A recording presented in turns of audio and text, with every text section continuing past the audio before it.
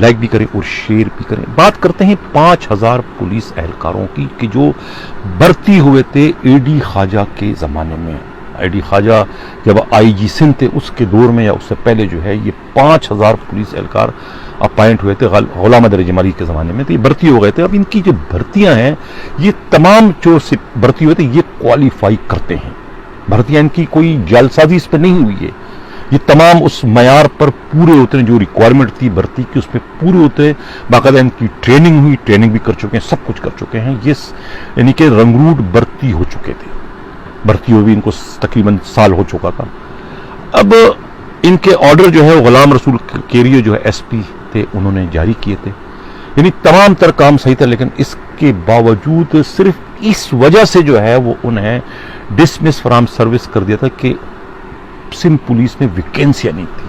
یعنی کہ ایکسٹرا بھرتی کر دیا گیا تھا. اس کو کہتے ہیں سفارشی بھرتیاں یا سیاسی بھرتیاں, اس سے قطع تعلق.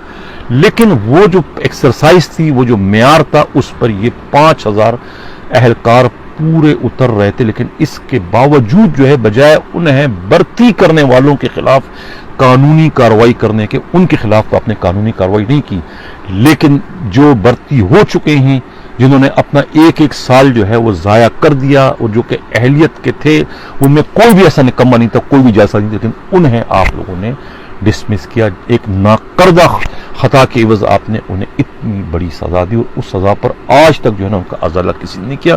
پچھلے 5 سالوں سے جو ہے وہ چکر کاٹ رہے ہیں سندھ حکومت کے, سندھ پولیس کے, لیکن کوئی ان کی جانب دیکھنے کو گوارا نہیں. جس کے بعد بحالت مجبوری جو ہے انہوں نے کورٹ سے رجوع کیا اور آج بھی جو ہے وہ کورٹ کے باہر جو ہے وہ احتجاج کر رہے تھے. ان کا یہ کہنا ہے کہ انہیں برطرف کرنے میں جو ہے وہ اے ڈی خواجہ کا اس وقت کے جو آئی جی تھے ثناء اللہ عباسی جو اس وقت ڈی جی ایف آئی اے وہ تھے, اور خود آفتاب پٹھان, ان تینوں کا اس میں مرکزی کردار